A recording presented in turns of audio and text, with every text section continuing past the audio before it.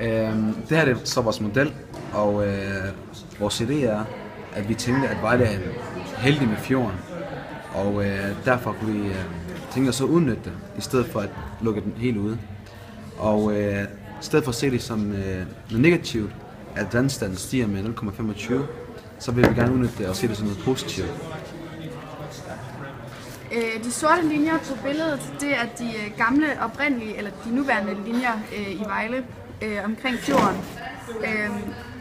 som vi ligesom har prøvet at illustrere. For at bevare den oprindelige historie af Vejle og dets arkitektur og de gamle bygninger, vil vi gerne beholde de bygninger, vi har, for at det ligesom stadigvæk bliver Vejle, det kommer til at handle om. Vi skal derfor lede vand ind igennem Vejles gader, som det også er vist her på tegningen.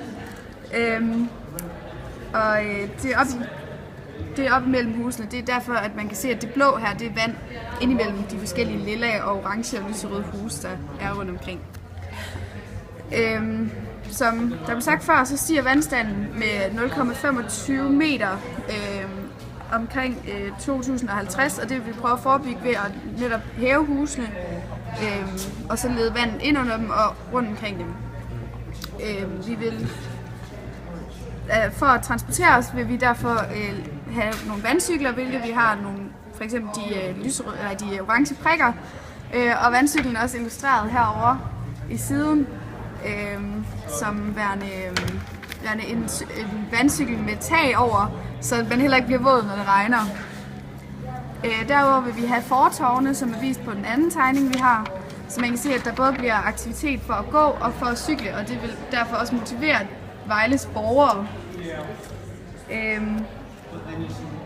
For at løse problemet med den store mængde nedbør, der skulle komme ude i fremtiden, kan man lave nogle parker af græs. Selvfølgelig ikke lige så mange, som vi har her på tegningen, men det var for at illustrere det, som skal optage det vand, som kommer af den store mængde nedbør. Derudover vil vi gerne have græsområder på tagene, som både skaber mulighed for aktivitet for de beboende, men også skaber mulighed for, at græsområderne kan optage den store mængde vand.